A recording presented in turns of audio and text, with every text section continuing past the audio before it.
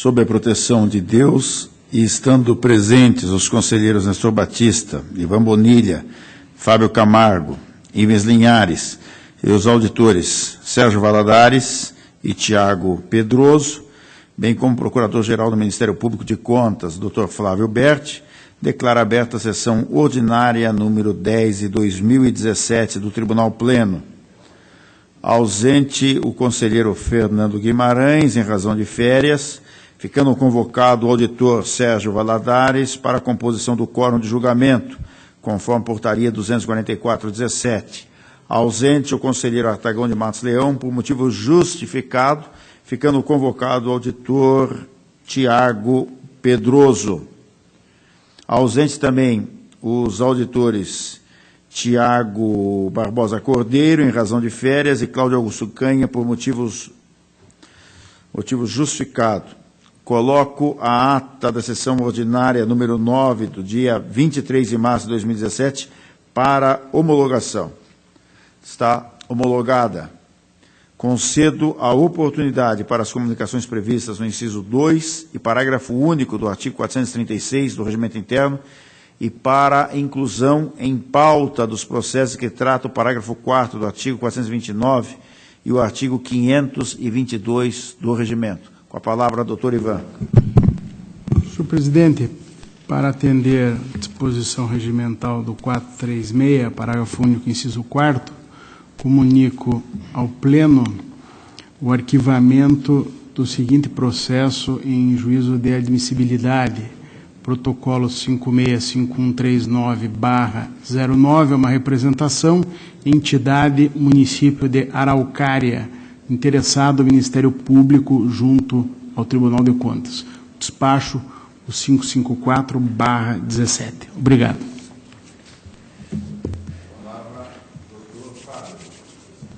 Obrigado, senhor presidente. Solicitar a inclusão em mesa do processo 171.628/17. Trata de requerimento de membro do tribunal. Anotado. Doutor Ivens. Senhor presidente, inicialmente para devolver ao conselheiro Fábio processo de alerta 381.653/16 do Ministério Público Estadual e solicitar a inclusão em pauta para apreciação de despacho que concedeu liminar do processo de representação da Lei 8666, número 210.984/17, de Almirante Tamandaré, e ainda comunicar o encerramento da representação 531.95109 do município de Enéas Marques. Essa representação não foi recebida, tendo em vista que as informações trazidas na inicial eram genéricas e desacompanhadas de documentos para embasar as alegações. Foi dada ciência do despacho ao Ministério Público e, após a comunicação, o processo será encerrado. Agradeço. Palavra ao doutor Sérgio. Obrigado, senhor presidente. Também para solicitar inclusão na pauta do processo 215.285/17, também representação da lei de licitações, em que deferi liminar. Anotado, doutor Nestor. Senhor presidente, para incluir em mesa recurso de agravo 84.331/17. Comunicar também arquivamentos de processos, protocolos que tratam de representação, 119.470/15, 877.144/16, 903.048/16, 937.895/15, 66.711/13, 38.450/11, 369.90/17,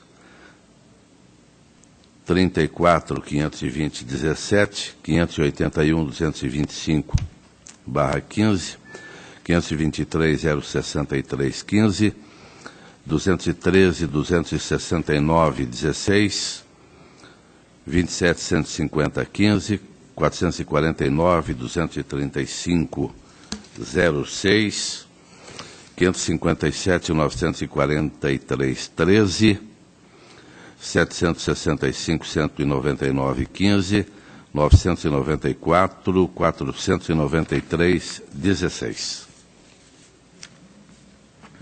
Devidamente anotado.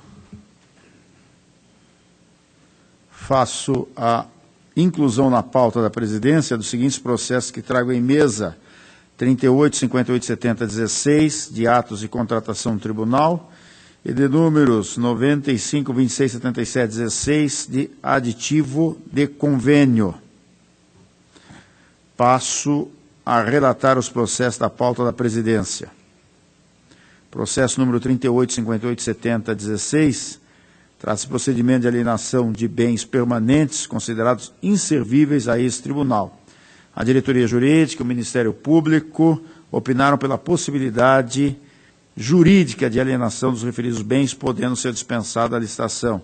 Diante do exposto, voto pela homologação da alienação gratuita dos bens, móveis, objetos presentes autos, em favor do Instituto Nacional de Tecnologia Social e do Provopar Estadual. Está em discussão, em votação. Aprovado. Processo número 95, 26, 77, 16. Trata-se de convênio a ser firmado entre esse Tribunal de Contas e a Companhia de Saneamento do Paraná, Sanepar, com vistas à prorrogação de sessão funcional do empregado, do servidor, do funcionário Nilson Paul. As manifestações prestadas nos autos foram todas favoráveis à celebração do instrumento, razão pela qual voto pela celebração do presente convênio, observando-se, porém, a necessidade de retificação do instrumento com a finalidade de alteração do signatário representante desse Tribunal de Contas e pela convalidação dos efeitos da sessão desde o início do presente exercício, haja vista a autorização já conferida pela Sanepar e a nomeação do servidor em 13 de janeiro de 2017. Está em discussão, em votação. Aprovado. Processo 12.65.84.16 trata-se de projeto de instrução normativa que trata de alterações do Sistema Estadual de Informação, SEI, modo de captação eletrônica de dados. Propõe-se a revogação do artigo 14, parágrafo 1º e 2º da Instrução Normativa 113/15, com o objetivo de dispensar o jurisdicionado da obrigatoriedade de encaminhar, por meio do sistema ADOTEC, a documentação prevista no referido dispositivo, sob o argumento de que a lei da transparência já obriga os jurisdicionados a disponibilizarem os mesmos documentos em seus portais da internet, e o SEI-SED capta a URL do respectivo portal no layout de controle interno, restando desnecessária a juntada dos termos consignados pela Instrução Normativa 113/15. Tendo exposto, estando presentes os requisitos legais atinentes à matéria, voto pela aprovação da presente proposta de instrução normativa. Está em discussão, em votação. Aprovado. Deixo livre a palavra. Concedo a palavra ao conselheiro, doutor Nestor Batista. Senhor presidente, demais integrantes do plenário, relato o processo 84.331.17, processo incluído em mesa, recurso de agravo interposto por Exonline, Gestão de Negócios Limitada, em face do despacho 2977/16, de minha autoria, que indeferiu o relaxamento de medida cautelar de indisponibilidade de bens, em resposta a pedido de reconsideração, proposto pela ora agravante. A decisão liminar que impôs a indisponibilidade de bens foi proferida pelo Acórdão 2830/16 do Pleno, em relatório de auditoria que apurou graves irregularidades na prestação de serviços de tecnologia da informação no município de Paranaguá. A interessada, basicamente, repetiu conteúdos do pedido de reconsideração. Alegou, em síntese, a inocorrência dos requisitos legais que justifiquem a determinação da indisponibilidade dos bens do agravante, a inequívoca configuração do periculum in mora e, em face disto, requereu o efeito suspensivo da medida objurgada. Os referidos argumentos recursais e outros mais abrangentes foram totalmente esgrimidos no despacho que indeferiu o pedido de reconsideração. O despacho 2977/16, processo 133.129/16, que adoto integralmente por economia processual. Lembro ainda, primeiramente, assinalo que permanecem presentes requisitos condicionantes à manutenção da medida cautelar. Diferentemente do que propõe o peticionante, o periculum in mora está relacionado com a possibilidade de dilapidação do patrimônio dos interessados, conforme constou expressamente no despacho 880/16. Assim, o receio não reside apenas na possibilidade de alargamento do dano, de modo que o término dos contratos em nada influencia a manutenção da medida. Quanto à possibilidade da medida acarretar danos irreversíveis para as empresas e até mesmo inviabilizar a sua atividade econômica, devido à cessação do cumprimento de contratos com terceiros, percebo contradição com outro argumento da defesa, especificamente no pleito da EICOM, de que a requerente seria plenamente solúvel e teria patrimônio largamente superior aos valores impugnados pelo relatório. Afinal, se a empresa detém sólida saúde financeira, o que não foi demonstrado no presente expediente, não há de se cogitar a sua penúria em face da cautelar que visa resguardar os interesses da administração pública. Ademais, conforme consta na informação emitida pelo Banco Central do Brasil, peça 74, resta pendente a efetivação da cautelar no que tange ao bloqueio de contas bancárias dos interessados, fato que certamente tem extrema relevância no contexto da operacionalização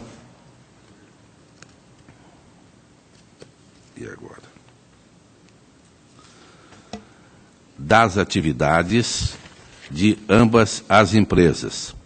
No que concerne à mencionada decisão monocrática do ministro Marco Aurélio Mello, a qual buscou delimitar o poder geral de cautela do TCU, com base no texto de sua própria lei orgânica, assinalo que este Tribunal de Contas possui base legal específica e que a medida cautelar está em plena consonância com ditames da Lei Complementar Estadual 113/05. Sobre as alegações de que as conclusões do relatório estariam fundadas em premissas equivocadas, observo que se trata da análise de mérito dos autos, a qual não permite um juízo perfunctório, sendo indispensável a prévia análise das defesas pelos órgãos instrutivos deste tribunal. Quanto à decisão que suspendeu os efeitos da liminar em face do atual prefeito municipal, isso quando estava o prefeito anterior, que deixou a prefeitura em 31 de dezembro. Ressalto que não houve concordância integral com os argumentos lançados pelo interessado, especialmente os colacionados pelas requerentes. Outro sim, a agravante busca antecipar argumentos recursais no mérito, quando afirma que, aspas, ante os fatos aqui expostos e considerando a defesa administrativa apresentada, a qual se encontra devidamente instruída com farta documentação, que comprova que todos os serviços contratados foram devidamente prestados pela agravante. Fecha. Essas alegações também foram analisadas detida e minuciosamente no relatório de auditoria, que redundou na cabal indisponibilidade de bens. Diante do exposto, voto pelo não provimento do presente recurso de agravo. Está em discussão? Senhor presidente, apenas uma palavra. A palavra, doutor Flávio. O Ministério Público é absolutamente acorde aqui e alinhado com a preocupação toda do conselheiro Nestor Batista, como de resto tem sido observado nas últimas sessões em relação aos inúmeros problemas que maculam a administração do município de Paranaguá, particularmente na gestão anterior. Nesse caso não me parece diferente, não há nenhum questionamento em relação a isso. é que acabei, inclusive, me atrasando para o início da sessão, porque fui atropelado pelo procurador justamente dessa empresa, e a despeito de entender que é absolutamente necessário tal bloqueio de bens e a permanência da decisão adotada pelo conselheiro Nestor, o único questionamento que trago aqui para fins de reflexão é que o argumento utilizado por esse procurador, inclusive na entrega de memoriais agora para mim, que resultou no meu atraso na entrada da sessão, é de que haveriam irregularidades a macular parcialmente a execução do contrato ou parte da contratação feita. E o bloqueio nesse montante de 18 milhões e alguma coisa referir-se-ia ao total do patrimônio da empresa. É o único questionamento que faço, apenas porque fui a tanto provocado pela entrega dos memoriais por escrito e agora com esse, entre aspas, aí, atropelamento nos corredores do tribunal. Mas, de fato, é preocupação do Ministério Público também toda essa ordem de problemas observados nas contratações feitas pela gestão anterior. Então, apenas esse questionamento para fins de reflexão. Porque o pedido, me parece que um dos pedidos, ou o principal pedido dele, seria a necessidade de revogação parcial para desbloqueio parcial dos bens a partir da decisão anterior do conselheiro Nestor. Senhor procurador, eu posso adiantar a Vossa Excelência que os valores trazidos da ordem de 18 milhões e alguns centavos, não é? Pouco dinheiro, não foram todos eles para esta empresa. E no relatório de auditoria e também no voto que eu trouxe a esse plenário, ficou devidamente esclarecida a responsabilidade, delimitando-se, portanto, o valor que cada empresa recebeu, no nosso modo de ver, e também da auditoria, com um recheio muito forte de irregularidade. Então, Vossa Excelência pode ficar tranquilo que, e mesmo o procurador da parte, ficar muito tranquilo que nós estamos deixando indisponíveis a parte que cabe a essas duas empresas, da qual o procurador o atropelou no corredor. Ou das quais, né? Continua a discussão. Em votação. Aprovado. O protocolo 369-2305 trata-se de denúncia apresentada por Paulo Venâncio Campos, deputado estadual à época, é tão antiga, né?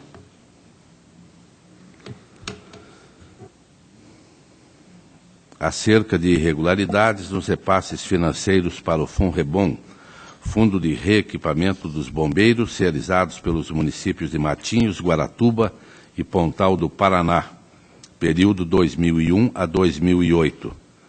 A COFIN apontou diferenças entre saldos que deveriam constar nas contas do FONREBOM e os saldos apresentados pelos municípios, detectando que foram utilizadas receitas vinculadas em despesas alheias ao fundo, motivo pelo qual manifestou-se pela procedência da denúncia.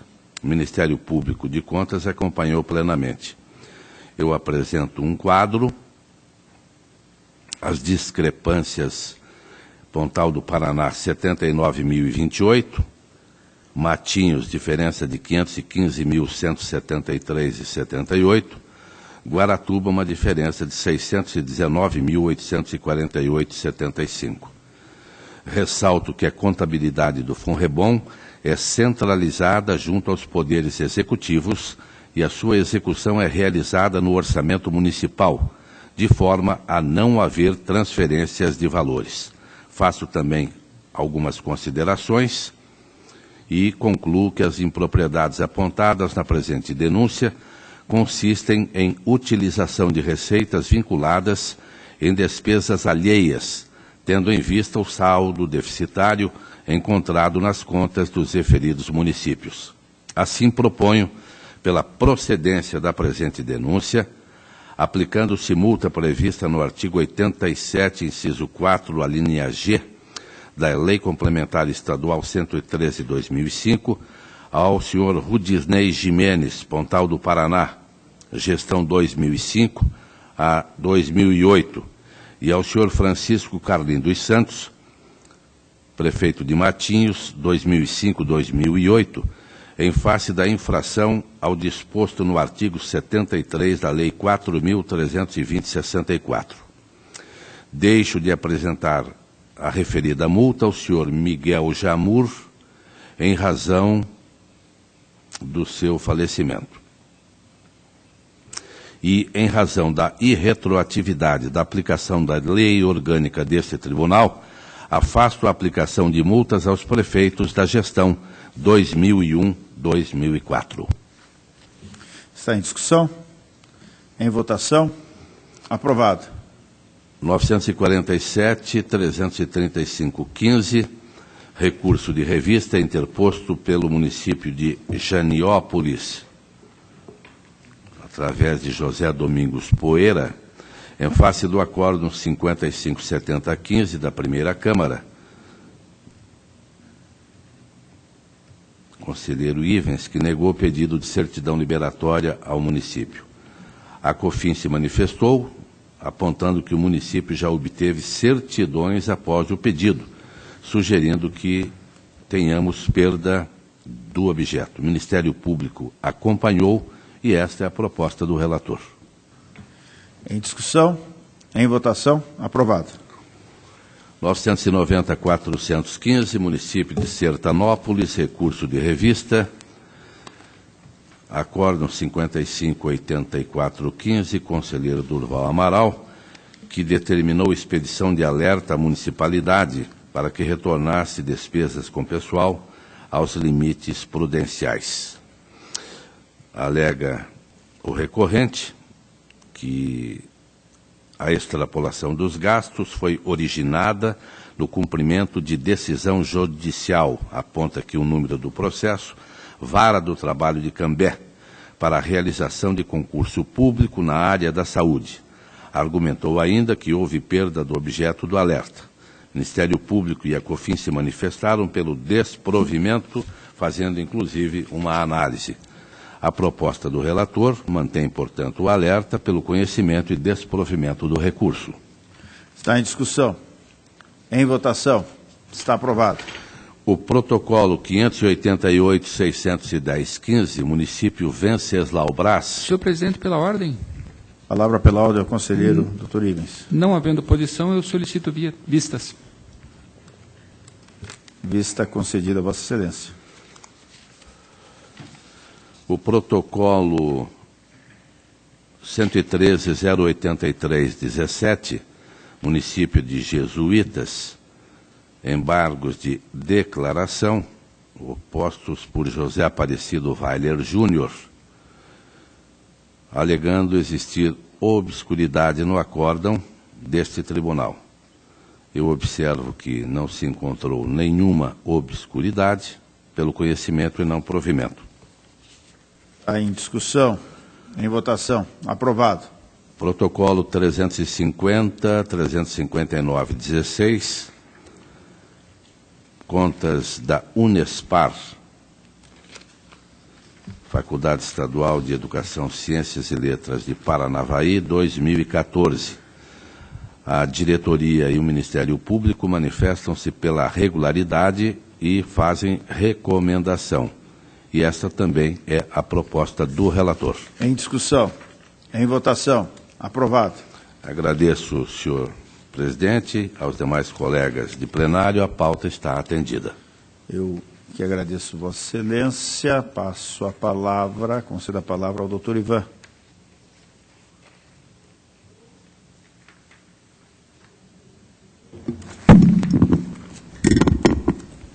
Senhor presidente, demais integrantes dessa sessão de composição integral do tribunal, o primeiro processo que eu tenho na pauta é o recurso de revisão, protocolo 16340/16, entidade Urbanização de Curitiba S.A.,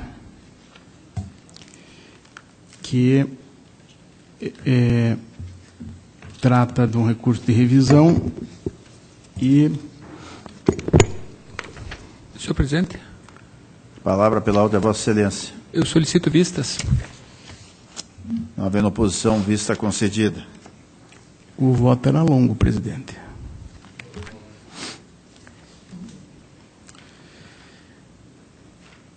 Prossigo, então, para o protocolo 601971/16, um pedido de rescisão proposto por José Dutra da Silveira, presidente da Câmara Municipal de Antonina, exercício 2006, contra o acórdão 6149 de 2015 do Pleno, que negou provimento a recurso de revista interposto contra o acórdão 3299/12 da segunda Câmara, pelo qual o tribunal julgara irregulares as contas do Poder Legislativo Municipal do exercício já referido em razão do pagamento de subsídios acima do valor devido, contrariando o 29.6b da Constituição, ou seja, o fato dos vereadores terem sido remunerados em valor equivalente a mais de 30% dos subsídios dos deputados estaduais à época.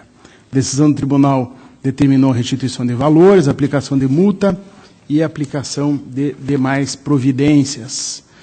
O pleito rescisório aponta como fundamento normativo o artigo 77, inciso 2, da nossa lei orgânica, isto é, a superveniência de novos elementos de prova capazes de desconstituir os anteriormente produzidos.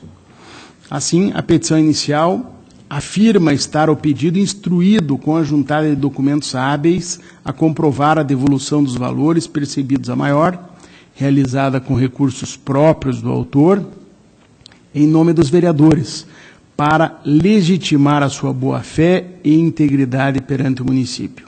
São termos que ele usa na sua petição. Juntamente com o pedido de desconstituição da decisão, a parte requereu a concessão de liminar suspensiva dos seus efeitos, sustando a existência de urgência no argumento de que o requerente pretendia concorrer ao cargo de vereador nas eleições municipais realizadas no ano passado. Distribuído o feito, o então relator, conselheiro Durval Amaral, exerceu o juízo de admissibilidade, recebendo o expediente com o pedido de rescisão. COFIN opinou pelo indeferimento da liminar e pela improcedência do pedido. MP, por sua vez, propõe o não conhecimento do pedido de rescisão e, caso conhecido este, pela não concessão da liminar e pela improcedência do pleito. O então relator indeferiu o pedido de liminar pelos fundamentos contidos no despacho de peça 46. Redistribuídos, com fundamento no 338-A, inciso 3º do regimento, os autos foram encaminhados ao gabinete desse conselheiro, novo relator do feito. Segundo a petição inicial, o presente pedido de rescisão se fundamenta na superveniência de novos elementos de prova, a saber, comprovação de que o requerente efetuou a devolução dos valores percebidos a maior pelos vereadores a título de subsídios, que acarretaram o julgamento pela irregularidade das contas do Poder Legislativo de Antonina relativo ao exercício de 2006. Entretanto, os documentos trazidos aos autos, buscando tal comprovação, foram emitidos em 8 de julho de 2016 e 18 de julho de 2016, ao passo que os acórdãos número 3299/12 da segunda Câmara e 6149/15 do Tribunal Pleno foram disponibilizados no Diário Eletrônico deste Tribunal em outubro de 2012 e dezembro de 2015, respectivamente. Ademais, os próprios documentos trazidos aos autos consignam que os atos neles certificados decorrem de deliberação deste Tribunal de Contas. No mesmo sentido, observo que, conforme consta dos autos da prestação de contas originária, que se encontra na fase de execução da decisão, os recolhimentos até o momento comprovados foram realizados em 2 de fevereiro de 2016. Acrescente que único vereador a efetuar o recolhimento dos valores de suas responsabilidades antes das aludidas decisões desta Corte foi o senhor Jefferson Oliveira Fonseca, cuja baixa de responsabilidade foi determinada no item 4 do dispositivo do acórdão 3299/12 da segunda Câmara. Assim, constata-se que os supostos novos elementos de prova apresentados não se mostram tecnicamente novos, tampouco aptos a desconstituir os fundamentos da decisão rescindenda. Servem apenas à possível demonstração do cumprimento de tal decisão, o que deve ser verificado na continuidade do processo em que proferida a decisão rescindenda, não em pedido de rescisão. Isso porque, nos termos do julgado 04 desta Corte, abre aspas, por superveniência de novos elementos de prova capazes de desconstituir os anteriormente produzidos, entende-se como um documento desconhecido pelo tribunal no momento da decisão, mas existente à época dos fatos, e também por aquele que deveria ter sido produzido à época e não foi, mas reflete fato anterior. Fecha aspas. Considerando que não há nenhuma alegação, e menos ainda comprovação de que o recolhimento dos valores percebidos a maior pelos vereadores tenha sido realizado antes da decisão desta Corte, que julgou irregular a prestação de contas, bem como a que julgou o respectivo recurso, conclui-se que a documentação apontada como nova pelo requerente não existia ao tempo das aludidas deliberações, tampouco se refere a fatos anteriores a estas, de modo que não se enquadra nos termos delimitados pelo pré-julgado.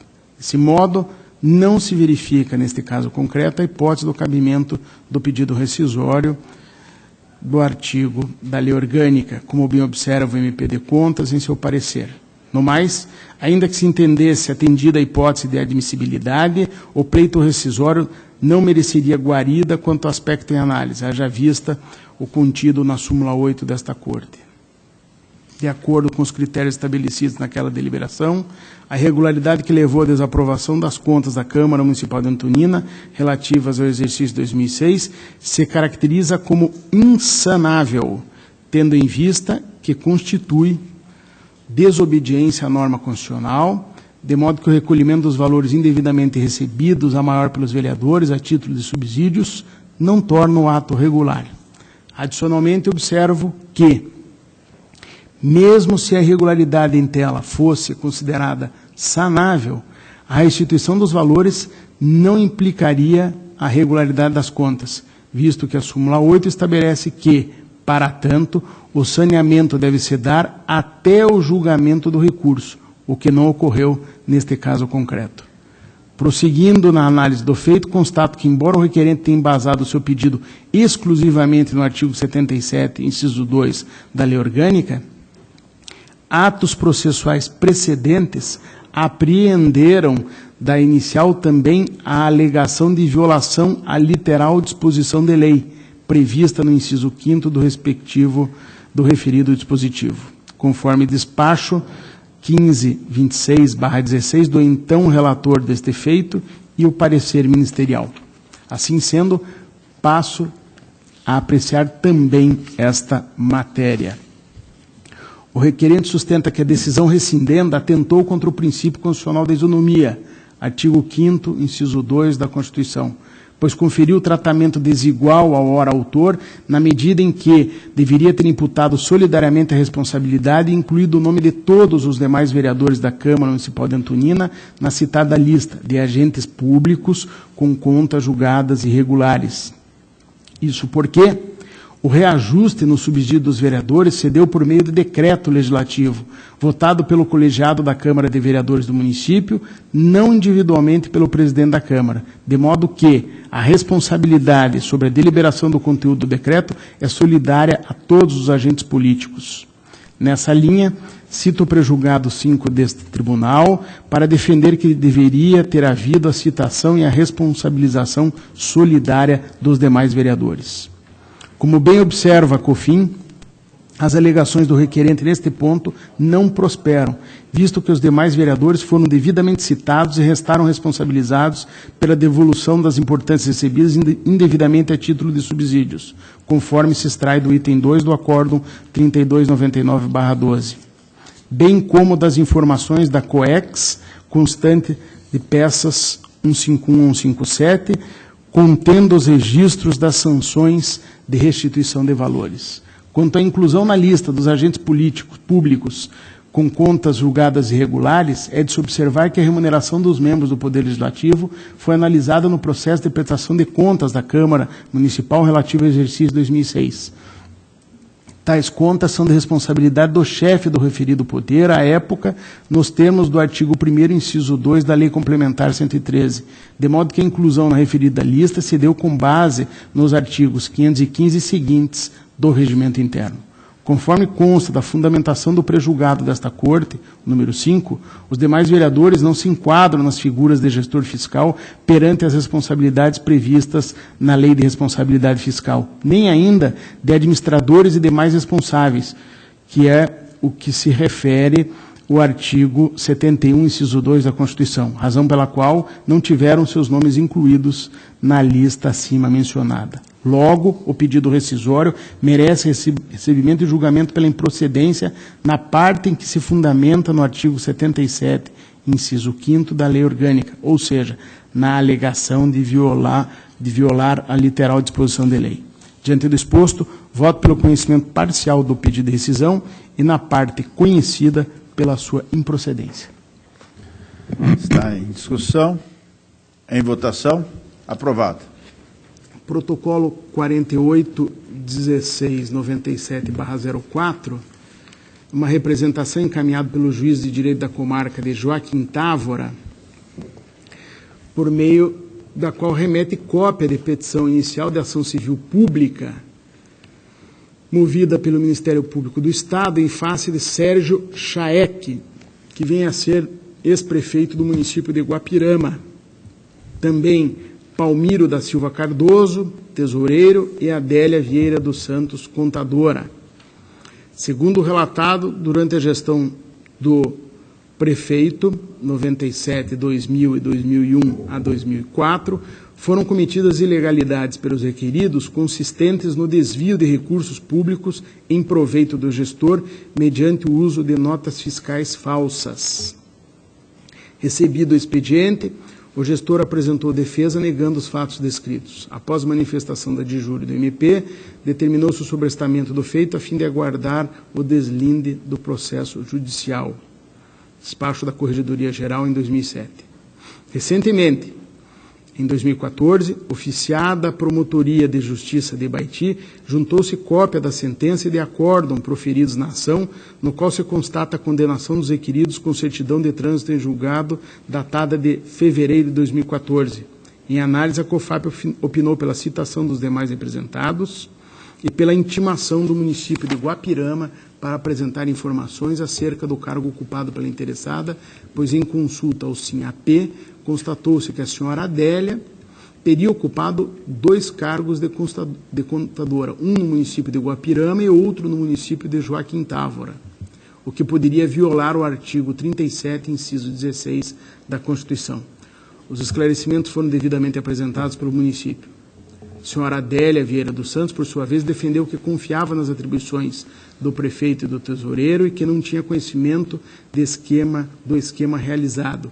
Informou que não tinha intenção de permanecer nos 2 cargos indicados, mas ficou no município de Guapirama diante da dificuldade de conseguirem outro profissional. O senhor Palmiro da Silva Cardoso, apesar de devidamente citado, não apresentou defesa.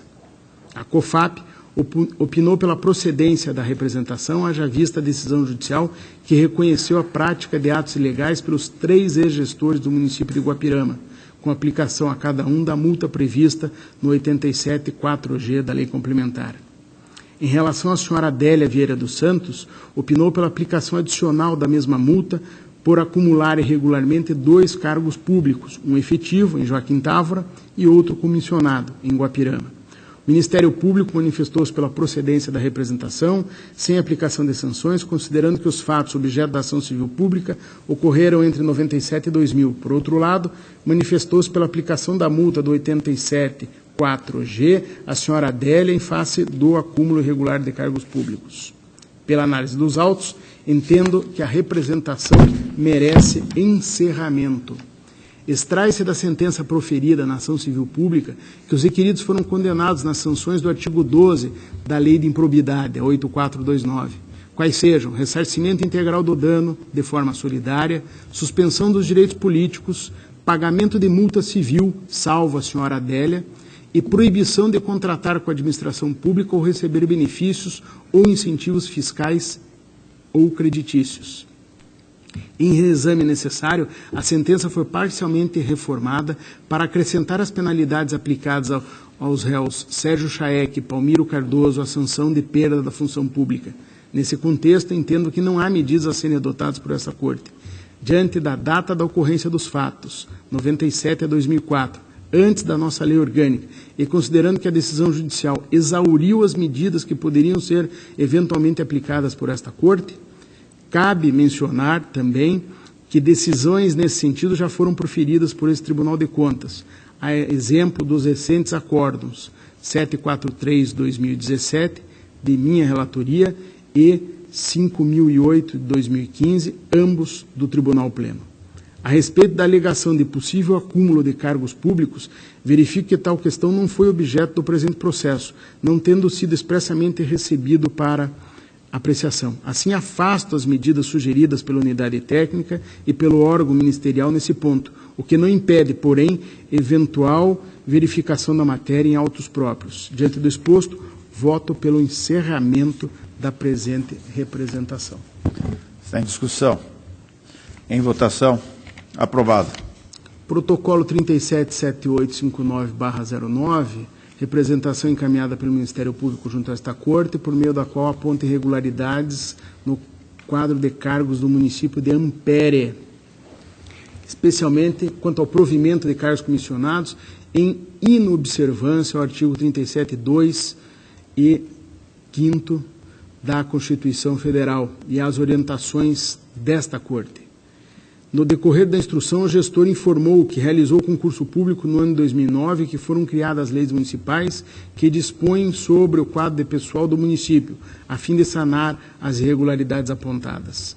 COFAP e Ministério Público manifestaram-se pelo arquivamento da representação, haja vista as medidas corretivas tomadas pelo município e a correta alimentação do SINAP.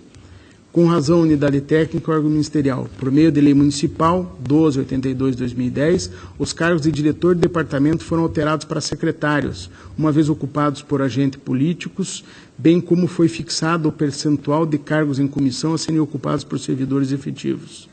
A Lei 1299/2010 criou a Procuradoria Jurídica do município e o cargo efetivo de procurador, extinguiu cargos em comissão reputados irregulares e criou outros cargos de provimento efetivo.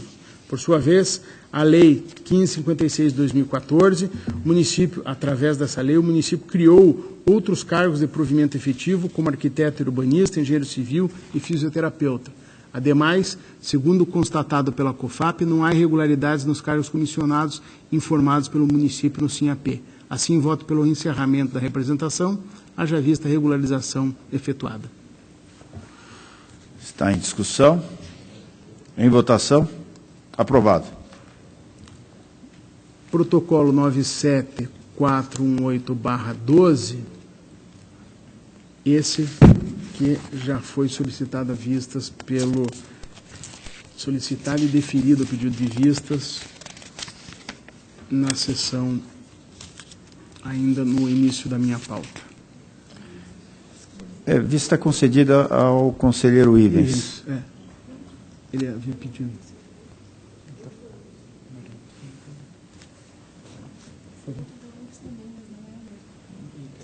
Não era o mesmo nome? Não era, mas agora está adiado. Está adiado.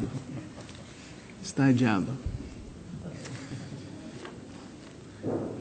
Protocolo 116212/15,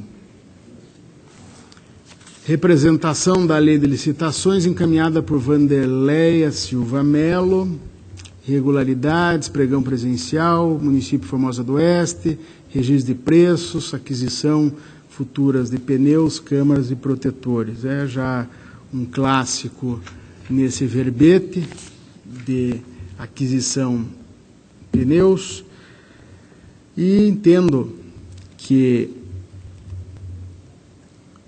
diante da opinião pela procedência parcial com recomendação da Coordenadoria de Fiscalização de Transferência do Ministério Público, e o órgão ministerial sugerindo ainda seja expedida a determinação para que o município adote em futuras licitações tratamento diferenciado e favorecido a microempresas e empresas de pequeno porte, como é possível e legal, a representação merece ser parcialmente procedente com acolhimento das alegações, exceto no que diz respeito à exigência de que os pneus não possuam data de fabricação superior a 6 meses.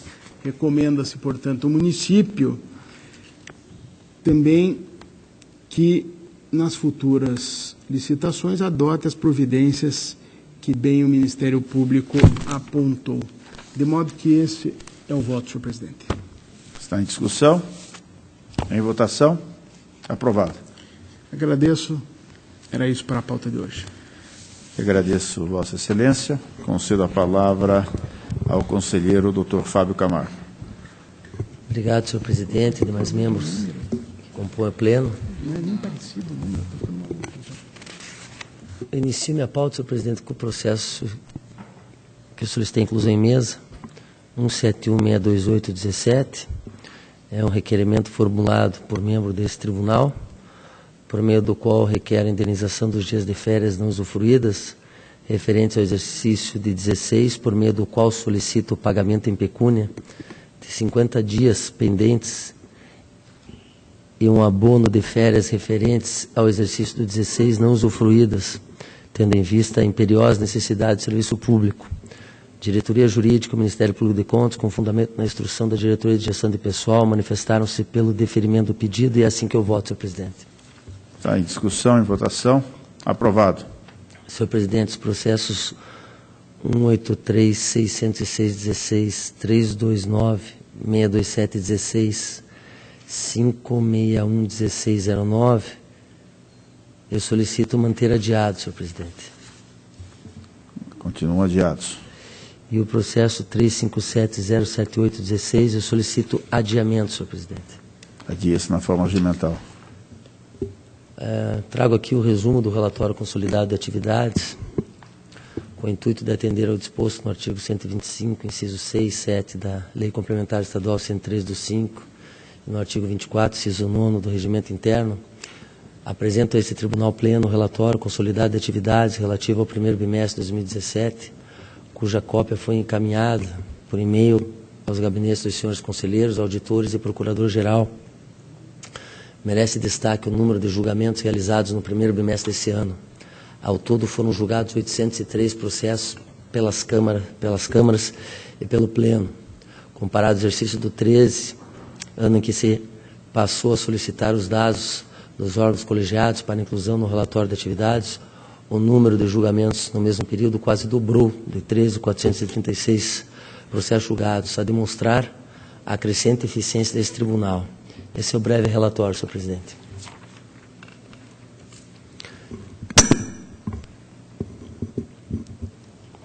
Está em discussão, em votação. Está aprovado. Senhor presidente, eu agradeço ao que tinha em pauta. Eu que agradeço, Vossa Excelência. Concedo a palavra ao conselheiro Dr. Ivens.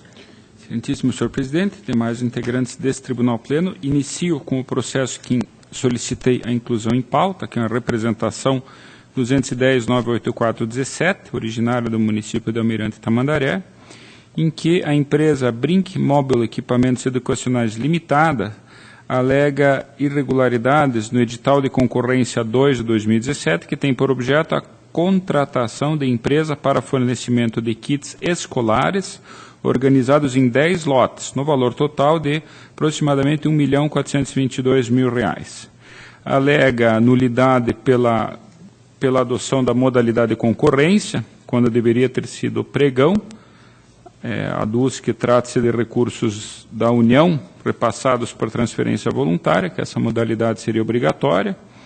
Ainda que exigências do edital configuram direcionamento e ofensa à competitividade, cita exemplificativamente a cola branca, papel sulfite, massa de modelar, lápis, tesoura, giz de cera, apontador, lápis, todas exigências que, no entender da representante, seria desvinculada da funcionalidade dos objetos.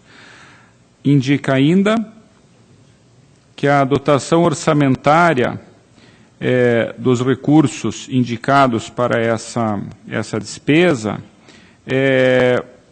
diz respeito são coincidentes com a de uma outra contratação, em relação à qual não houve pagamento até esta data. Então, alega, por esse motivo, violação ao artigo 15 da Lei de Responsabilidade Fiscal.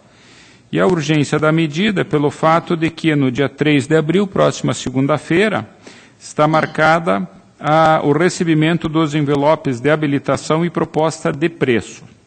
Eu, por meio do despacho 682/17, eu deferi o pedido de liminar, trago então para o Pleno a apreciação dessa medida e me parece efetivamente que as irregularidades estão estão configuradas, me parece que há em princípio uma impropriedade com relação à modalidade adotada, e efetivamente deveria ter sido pregão, e eu acrescento até como objeto do contraditório o fato de que, ao invés do sistema de lotes, de 10 lotes, deveria ter sido feito de uma forma unificada a licitação ou por produtos, de modo a se obter uma melhor competitividade. Não há sentido, em princípio, estabelecer um lote para cada série do ensino. Então, me parece que a reunião em um lote só, ou selecionada por produtos, aqueles evidentemente que são comuns, poderia ter um resultado melhor. Então, inclusive, nós agregamos isso ao contraditório.